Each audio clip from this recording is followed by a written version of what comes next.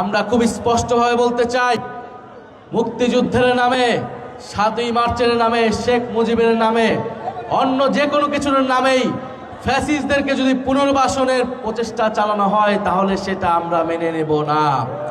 মুক্তিযুদ্ধ আমাদের গৌরব ইতিহাসের অংশ। মুক্তিযুদ্ধের আকাঙ্ক্ষাকে যারা ভুলণ্ঠিত করেছে সেই ফ্যাসিস্ট দোসররা গত ১৬ বছর ধরে শেখ মুজিবুরের নামে, ৭ই মার্চের নামে, মুক্তিযুদ্ধের নামে তাদের সকল অপকর্ম, লুণ্ঠন, তাদের গণহত্যা, গুম খুন সব কিছুকে বৈধতা দেবার চেষ্টা করে গিয়েছে। এখনো আমরা একই প্রচেষ্টা দেখছি। মুক্তিযুদ্ধের নামে, শেখ মুজিবুর রহমানের নামে, ৭ই মার্চের নামে ফ্যাসিবাদের পক্ষে সাফাই গাওয়ার একটা বৈধতা তৈরি করার চেষ্টা করা হচ্ছে। এই সকল চেষ্টাকারীদেরকে বলে দিতে চাই, আপনাদেরকে আমরা হুঁশিয়ার করতে চাই, এই ধরনের অপচেষ্টা করে কোনো লাভ হবে না। সংস্কারের পক্ষে আসুন, বিচারের পক্ষে আসুন, নতুন বাংলাদেশ বিনির্মাণের পক্ষে আসুন। জুলাই গণঅভ্যুত্থানের পরে বহুল আকাঙ্ক্ষিত নির্বাচন, কিন্তু সেই নির্বাচনেও কলঙ্ক লাগানো হলো। সেই নির্বাচনকে নানাভাবে প্রশ্নবিদ্ধ করা হয়েছে। আমরা সব কিছু মেনে নিয়েই 2টি শপথ, এই জুলাই সনদের আদেশ অনুযায়ী 2টি শপথ আমরা নিয়েছি, যেখানে সরকারি দল একটি শপথ নিয়ে এই নির্বাচনের পরপরই সবার আগেই জুলাই গণঅভ্যুত্থানের আকাঙ্ক্ষা এবং জুলাই সনদের প্রতিশ্রুতির সাথে বেইমানি করেছে। তারা 2টি শপথ নেয়নি এবং নানাভাবে তারা বোঝানোর চেষ্টা করছে যে জুলাই সনদ বাস্তবায়ন আদেশ যেটি হয়েছে, গণভোট যেটি হয়েছে, যেখানে জনগণ ব্যাপকভাবে হায়ের পক্ষে তথা সংস্কারের পক্ষে রায় দিয়েছে, সেই গণভোটের বৈধতা নিয়ে তারা নানা ধরনের ষড়যন্ত্রে লিপ্ত হয়েছে। সেই জুলাই সনদ বাস্তবায়ন আদেশ এবং গণভোটের বৈধতাকে তারা আদালতে নিয়ে যাওয়ার, তাদের সরকার দলপন্থী আইনজীবীরা সেটা আদালতে নিয়ে যেয়ে বৈধতাকে প্রশ্নবিদ্ধ করার চেষ্টা করছে, আদালতের উপর চাপ প্রয়োগ করছে। আমরা দেখছি দুদককে কিভাবে, দুদকের চেয়ারম্যান এবং কমিশনারদেরকে চাপ প্রয়োগ করে পদত্যাগে বাধ্য করা হলো।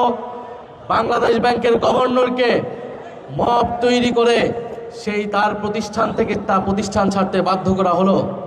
বিগত আমলে আমরা শেখ হাসিনার আমলে দেখেছিলাম এইভাবে রাষ্ট্রীয় প্রতিষ্ঠানগুলো, দেশের প্রতিষ্ঠান, বিচার বিভাগ, প্রশাসন, পুলিশ সব কিছু কীভাবে একটি দলীয়করণ করা হয়েছিল।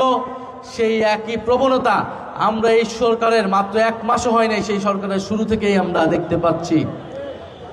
মেঘ দেখলে বোঝা যায় বৃষ্টি হবে কিনা, দিনের শুরুতেই আকাশ দেখলে বোঝা যায় যে আজকের দিনটা কেমন যাবে। এই সরকারের প্রথম শুরুর দিক থেকে দেখেই বোঝা যাচ্ছে এই সরকার বাংলাদেশকে কিভাবে পরিচালিত করতে চাচ্ছে, কোন দিকে নিয়ে যেতে চাচ্ছে।